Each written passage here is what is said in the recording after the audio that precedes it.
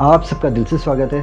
Hollywood में एक director ने एक राइटर से कहा, भाई तू एक अच्छी कहानी लिख, मुझे एक अच्छी मूवी बनानी है, मुझे एक हिट मूवी बनानी है। राइटर ने बहुत अच्छी कहानी लिखी, बट उसके बाद वो लोग जो एक्टर्स के पास गए, नामी एक्टर, फेमस एक्टर के पास गए और हॉलीवुड में जिस किसी एक्टर को वो कहानी बताई तो वो एक्टर की लाइफ में बहुत तकलीफ़ आई, बहुत प्रॉब्लम आई। और जिस किसी एक्टर ने उसके फ्रेंड को भी बताया, देख मेरे पास कितनी अच्छी कहानी आई है, मैं इस मूवी में काम करने वाला हूँ, तो उसकी फ्रेंड की लाइफ में भी बहुत प्रॉब्लम आई। तो ऐसा क्या था उस कहानी में कि वो जो कोई भी एक्टर सुनता था उसकी ज़िंदगी नर्क में चेंज हो जाती थी, बहुत तकलीफ़ आती थी उस एक्टर की लाइफ में। तो आज की कहानी बहुत अलग है, बहुत इंटरेस्टिंग है। मैं आज की कहानी चालू करूँ उसके पहले अगर आपको वीडियो पसंद आए तो लाइक करना भूलना मत, चैनल को सब्सक्राइब कर जाना। हम रोज़ की तरह सबसे पहले छोटी सी प्रेयर कर लेते हैं, उसके बाद मैं आपसे मिलता हूँ और आपको पूरी कहानी बताता हूँ।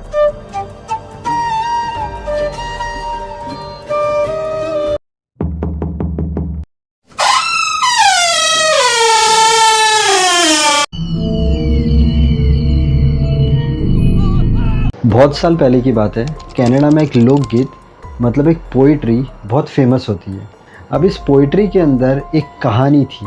कनाडा में बफिन आइलैंड पर एक फ़ीमेल टूरिस्ट आती है जो बहुत ब्यूटीफुल होती है। अब वहाँ पर एक लोकल रहता है, उसे उस टूरिस्ट से प्यार हो जाता है, बट वो तो टूरिस्ट थी, वो जहाँ से आई थी वहाँ पर चली जाने वाली थी। तो उसका जब जाने का समय आता है तब ये लोकल उसके प्यार में इतना पड़ा हुआ होता है कि वो भी उस टूरिस्ट के पीछे पीछे उसकी कंट्री में चले जाता है। बट उस कंट्री में जिस लड़की से वो प्यार करता था उसका एड्रेस खो जाता है। अब उस कंट्री में एक अनजानी लड़की रोड क्रॉस कर रही थी और एक गाड़ी बराबर उसे उड़ाने ही वाली थी, बट वो जो लोकल टूरिस्ट के प्यार में आया था वो उस लड़की को बचा लेता है। अब जिस लड़की की उसने जान बचाई थी उसके डैडी थे बहुत पैसे वाले, तो वो लोकल से बहुत खुश हो जाते हैं और आहिस्ते आहिस्ते वो लोकल जो टूरिस्ट के प्यार में आया था वो भी बहुत पैसे वाला हो जाता है। बट उसे उस टूरिस्ट लड़की का पता ही नहीं चलता है और आहिस्ते आहिस्ते करके वो लोकल पागल हो जाता है उस टूरिस्ट के प्यार में। उसने पैसे काफ़ी कमा लिए थे बट उस टूरिस्ट लड़की को वो भूल नहीं पाया और पागल हो गया। अब ये जो कहानी थी, इस कहानी के ऊपर नॉवेल बनती है 1963 में, इनकम्पेरेबल अतुक। अब नॉवेल कनाडा का एक डायरेक्टर पढ़ता है जिसका नाम था नॉर्मन। तो वो डायरेक्टर नॉर्मन अपने स्क्रिप्ट राइटर टॉड कैरल को कहता है, तू एक काम कर, इस नॉवेल को पढ़कर एक कहानी बना और मैं उस कहानी पर एक मूवी बनाऊंगा। तो वो टॉड कैरल लग जाता है उस नॉवेल के ऊपर कहानी बनाने के लिए। अब उसे 2 साल लगते हैं। 1977 में वो चालू करता है काम कहानी बनाने का, 1979 आ जाता है, कहानी बन जाती है, फिर उसके अंदर वो थोड़ा चेंज करता है, फिर कहानी बन जाती है, फिर थोड़ा चेंज करता है और कहानी रेडी हो जाती है। अब डायरेक्टर को चाहिए था मेन लीड हीरो जो उस कहानी पर काम कर सके और डायरेक्टर चूज़ करता है जॉन बेलुशी को उस मूवी में लीड रोल के लिए। 1982 में जॉन बेलुशी वो कहानी पढ़ता है, पूरी स्क्रिप्ट पढ़ता है और वो बहुत खुश होता है कि यार ये मूवी की कहानी तो बहुत अच्छी है, अगर मैंने ये मूवी की तो मूवी हिट हो जाएगी। मूवी का नाम रहता है अतुक। बट 1982 में ही मार्च के महीने में 5 तारीख को जॉन बेलुशी की मौत हो जाती है ड्रग्स ओवरडोज से। अब उसे जिसने ड्रग्स ओवरडोज दिया था वो औरत भी पकड़ी जाती है, उसे भी जेल हो जाती है। तो ये तो नॉर्मली कोइंसिडेंट था। जॉन बेलुशी ने कहानी सुनी, ड्रग ओवरडोज हुआ और वो मर गया। तो हर कोई यही मानेगा कि भाई इसमें स्क्रिप्ट का क्या लेना देना है, ये तो मतलब ड्रग ओवरडोज से मर गया। अब वो प्रोजेक्ट होल्ड पर चले जाता है, मतलब अतुक मूवी बनाने का प्रोजेक्ट 4 साल तक होल्ड पे रहता है। 1986 में डायरेक्टर फिर से सैम करके एक्टर रहता है, उसे लीड रोल के लिए साइन करता है। अब सैम भी कहानी सुनता है, पूरी स्क्रिप्ट पढ़ता है अतुक मूवी की और वो भी बहुत खुश हो जाता है कि यार ये मूवी तो बहुत सही है, मुझे तो ये मूवी करनी है। अब यहाँ पर मैं आपको और एक चीज़ बताता हूँ। मूवी की कहानी लिखी गई थी नॉवेल से। नॉवेल के अंदर कहानी लिखी गई थी जो मैंने आपको शुरुआत में बताया था, जो पोइट्री के अंदर कहानी थी। फॉरेन टूरिस्ट रहती है, उसके प्यार में एक लोकल पड़ जाता है, वो उसकी कंट्री में जाता है और एंड में वो पागल हो जाता है। तो जो राइटर था उसने इसके अंदर बहुत सारा मिर्च मसाला लगा के कहानी बनाई होगी। मतलब राइटर ने जो कहानी का फैक्ट्स होगा उससे छेड़छाड़ की होगी। तो अभी सैम को भी वो कहानी पसंद आई, सैम भी रेडी हो गया, बट सैम को कुछ चेंजेस करने थे स्क्रिप्ट में। तो सैम ने प्रोडक्शन वालों से कहा कि ये चेंजेस चाहिए।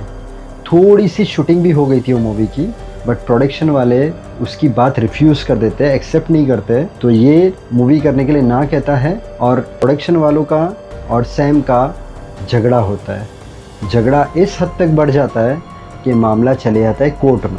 1988 की बात थी, 4 साल ये मैटर कोर्ट में रहता है। उसके बाद कुछ म्यूचुअल अंडरस्टैंडिंग होती है और सैम मूवी करने के लिए हाँ कहता है फिर से। यहाँ पर उसने मूवी करने के लिए हाँ कहा। 1992 में ही अप्रैल 10 को वो कार से जा रहा था और उसका एक्सीडेंट होता है। एक ट्रक ड्राइवर जिसने शराब पी थी, उसकी ट्रक से सैम की गाड़ी की टक्कर होती है, गाड़ी उल्टी हो जाती है, बहुत बड़ा एक्सीडेंट होता है। बट उसका फ्रेंड उसे फॉलो कर रहा था, मतलब उसके फ्रेंड की गाड़ी पीछे थी। तो जैसे उसने देखा सैम की गाड़ी का एक्सीडेंट हो गया है, वो फटाफट सैम के पास भागता है और वो क्या देखता है, सैम किसी से बात कर रहा है और वो किसी से कहता है, मतलब सामने कोई नहीं है और सैम उससे बात कर रहा है और सैम कह रहा है I don't want to die, I don't want to die, मुझे मरना नहीं है। तो ये जो इसका फ्रेंड रहता है सैम का, वो पीछे से सोचता है कि ये किससे बात कर रहा है, I don't want to die. उसके बाद सैम कहता है बट वाई, क्यों?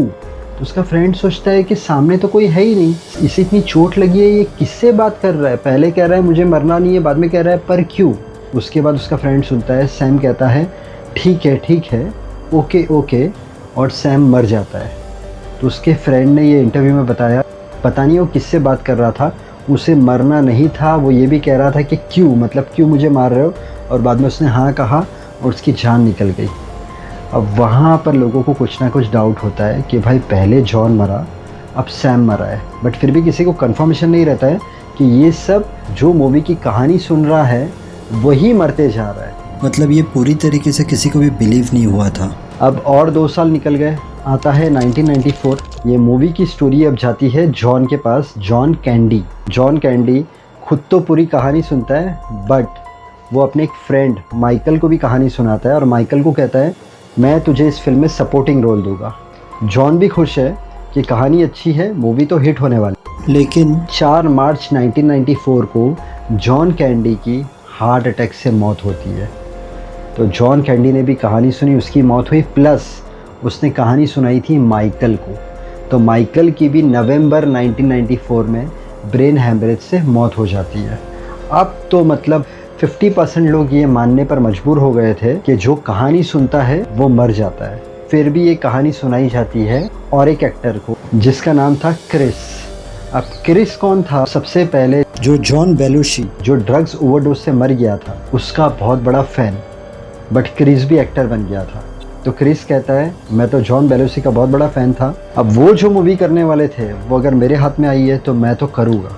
क्रिस ने भी क्या किया, खुद पूरी कहानी सुनी, बहुत खुश हुआ। उसने भी अपने फ्रेंड फिल हार्टमैन को कहानी सुनाई। 18 दिसंबर 1997 क्रिस की भी मौत होती है। वो भी कैसे? जैसे मौत हुई थी जॉन बेलुशी की, ड्रग ओवरडोज से, सेम वैसी मौत होती है क्रिस की। अब क्रिस तो यहाँ पर मरा, उसने स्टोरी किसको बताई थी? उसके फ्रेंड को, फिल हार्टमैन को।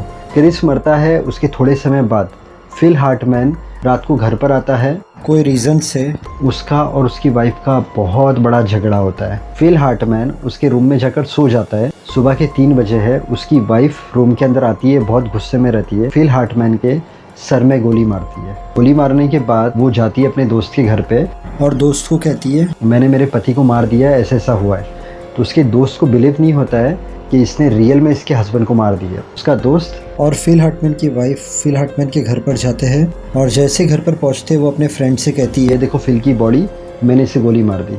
अब उसकी वाइफ का जो फ्रेंड रहता है वो पूछता है तूने गोली क्यों मारा? झगड़ा तो आजकल सबके घर में होता है, तुझे गोली चलाने की क्या ज़रूरत थी? तो उसकी वाइफ कहती है मुझे भी नहीं पता है उस टाइम पे मेरे दिमाग में क्या आया, बस मुझे बहुत गुस्सा आया और मैंने मेरे हस्बैंड को मार दिया। उसके बाद जो उसकी वाइफ का फ्रेंड रहता है वो पुलिस को फ़ोन करता है और फिल हार्टमैन की वाइफ रहती है वो अपने आप को कमरे में बंद कर डालती है और वो भी खुद को मार देती है। तो ऐसे करके इस कहानी ने 7 लोगों की जान ली। तो अब इसके बाद ये सब की कड़ियाँ जुड़ी जाती है, तो पता चलता है कि अतुक मूवी की कहानी जिस किसी ने भी सुनी वो मर गया। सिर्फ फील हार्ट की वाइफ थी, उसने कहानी नहीं सुनी थी, बट उसे भी पता नहीं क्या हुआ कि उसने उसके हस्बैंड को मार दिया। तो जब ये सब बातें लोगों को समझ में आती है, उसके बाद लोग कंफर्म हो जाते हैं ये जो कहानी लिखी गई है इसमें कुछ ना कुछ तो मिस्ट्री है, या फिर ये कहानी श्रापित है। तभी इतने लोग इस कहानी को सुनने के बाद मर गए। बस उसके बाद वो मूवी की स्क्रिप्ट को रख दिया जाता है। मतलब एक बॉक्स में पैक करके रख दिया जाता है।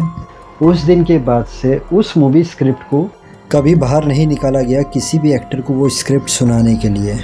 ना ही वो मूवी कभी बनी। अगर आपने पहली बार मेरे चैनल पर विज़िट किया, यहाँ पर मैंने थंबनेल डाला है। मेरे चैनल पर आपको suspense story, mystery story, actors की लाइफ स्टोरी और बहुत सारी सच्ची कहानियाँ हैं जो आप देखोगे तो आपको अच्छी लगेगी। और अंत में यही बोलूँगा, मेहनत करते रहना, ऊपर वाले पर विश्वास रखना। अगर आपका कोई काम नहीं हो रहा है, थोड़ा सब्र, पेशेंस, काम हो जाएगा। फेल होने से डरना मत, उसमें से कुछ सीखना। हर इंसान जो दिल से मेहनत करता है, माँ बाप को खुश रखता है, सबसे अच्छी तरीके से रहता है, उसे कामयाबी ज़रूर मिलती है। पूरे दिन में ट्राई करना 6 से 8 गिलास पानी पीने की। इसके अलावा थोड़ा वॉकिंग, थोड़ा जॉगिंग, थोड़ी एक्सरसाइज कर लेना, इससे आपकी हेल्थ अच्छी रहेगी। वीडियो अच्छा लगे तो वीडियो को लाइक करना, चैनल को सब्सक्राइब करना। Thank you so much. God bless and wish you a very happy life.